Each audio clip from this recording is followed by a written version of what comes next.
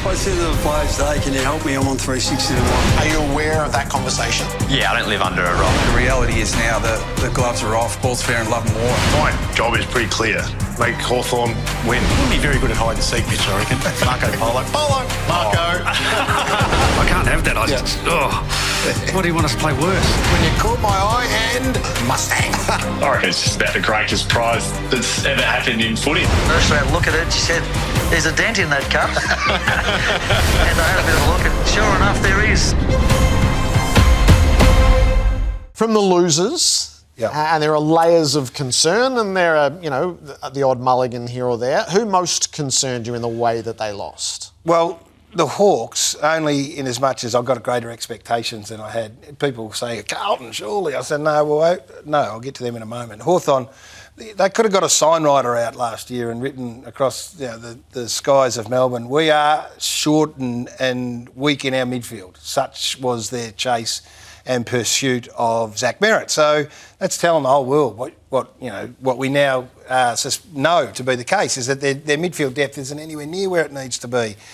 Although they went really deep into September last year. So I haven't got a long-term concern. I've got great faith in Mitchell and his ability to swing that around. But this is the area where they're vulnerable. And when Sam Day's not there, second we know Sam Day's not there, and you're coming up against sides that have got really strong deep midfields. The best sides have got, they bat 6, 7, 8 deep, Gerard. So, they bat Jai Newcomb and the rest are, Warple gone. So then you're looking at guys who have got to establish themselves, and can you be an AFL elite midfielder? Don't know. Ward, McDonald. How high is your learning curve? That's right. How quickly can you develop in the midfield? Yeah, so the spark is Watson. Can you get him in there, and how long can he play in there? And you're taking someone away, so that's okay. They, as I said, their actions told the footy world what we see on the weekend, and then it's up to them to go and fix it. And they were unusually disconnected in defence for a Hawthorn team as well, which I imagine is a rust issue. Yeah, a bit of panic, which we haven't seen from them for a while. And then the Giants were bloody magnificent. And that tells you that the coach has his team. Yeah. So we've sort of seen a little bit of that over the off-season. Yeah. But there's nothing like the actual performances. They're up against it. Yeah. With personnel issues, he's got his team. I suspect it's coach and captain, Gerard. Yeah. I do. Yeah. I think it's formidable, and they played like it. So, that would be a victory that they'd cherish, that one. The Carlton side of the equation? Yeah. So I'm going to talk about this a lot this year. It's the gap, right? It's the gap between the two. So we sat here on Wednesday, we talked about it, and we said, listen, Sydney got 6 A-graders, A-grade players. Carlton have probably got 3. And then you look at the way the game's going, and what you've got to be very hopeful for, because these are in long-term investments, is you've got to hope that your A-graders are suited to modern-day footy. The footy that's played today, Gerard, not the footy that's played 5 years ago. And this group is, whereas the Blues A-graders probably aren't. And that's not a knock on a 2-time Brownlow medalist, because for the era when he won those, as good as anyone. Yep. And Walsh the same. Wiedering's Wiedering. Wiedering plays his role, but Sammy Walsh is, even on the weekend, fantastic. Won his own footy, but he doesn't hurt you as much. When you look on the other side, they were quiet in a half. The Swans were quiet for a half, and then their A-graders got going, and they blew the game to smithereens in a quarter, because their A-graders fit modern-day footy to a T. Yes. They run, they carry, they kill you by foot, and they bang 13 goals on in a row. The young man who had 18 or 19, Ollie Lord. Cooper Lord. This is not Cooper Lord. Great young lad, and I was thrilled for him. 8 or 9 touches half time, but he doesn't hurt you like the other group do, and that's not a knock on Cooper. I hope he gets there, and he's just starting in his career. But when the others do, modern day footy is set up for Goulden, it's set up for Warner, it's set up for Blakey, it's set up for Heaney. They are right where they need to be, and so 13 goals, and all the hoo-ha about the way they play.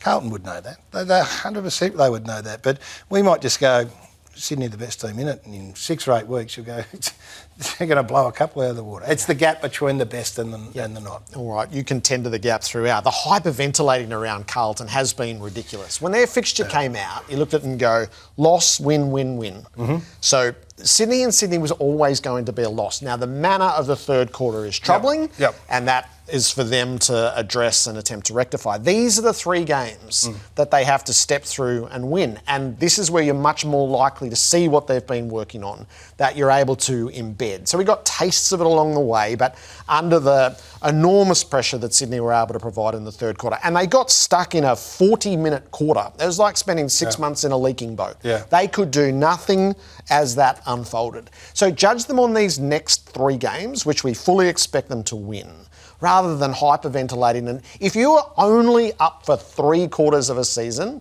then you were never in for the fight. No. If you've tossed the toys out of the cot after 3 quarters, you were never truly in for the fight. So let's see it. Go about and win these next 3 and give a better display of what you've been working on and the progress that you'll made against the like for like, and then find your place. They're going to be in the lower reaches. They have set up to be in the lower reaches. They are developing their list at the moment. They sold their high-end talent for the future. They're going to develop these 2 number 3 picks, and they're probably going to have the number 1 pick next year, and then bring them along. If you think they are going to be successful this year, you have deluded yourself into a state of frenzy, at which point you become a vandal. Yes. An unrealistic one. It loses all sense of perspective. It is. What you invest in, you invest in what you want as a Carlton supporter. We're telling you as non-Carlton supporters that watch a lot of footy, invest your passions in Jagger Smith and the boy Dean in the back half. And that is what you're going to add to over the summer months, and hope along the way that the game style, you'll get split open again by the best teams, I'll promise you that. But against these next 3, then you've got every right to go along with a great expectation. But don't throw the toys out of the cot on the back of what happened on Thursday night, because Sydney might just be that good. Hobby horses, so you think the season starts too early. I do think we have to start on this long weekend. Do you? But the game lengths, I agree with you. 5th of March? Yeah, we've got to get joking. Going. Get out, get going, get moving. It's a 30-week season, and then as a result, we had a weekend of footy where we played extra 2 minutes. This was game time. This was a little bit troubling, just how long these games were. I'll concede you the 5th of March. Can we get the games shorter? Yeah. It's going to require more than a little nip and tuck. You're going to have to have... I know. It's going to have to have really directed surgery as to what comes out of the game to reduce... some and the games were quick. lengths. The games were quick, and they were hectic, and they were moving. And I know that third quarter's probably been affected, well, not probably, has been affected by what the Swans were doing. But, she's an early start, Gerard. We'll start at Christmas. Let's get a real jump. Go up against the Boxing Day test. All right, let's run some of this past our coaches on duty, shall we? Damien Hardwick knows how to build a successful program, and we're all taken with how the Suns look first up. So to the Gold Coast with Damien, and Brad Scott's had to cool his jets through the long weekends. The Bombers get their first look at things on Friday nights.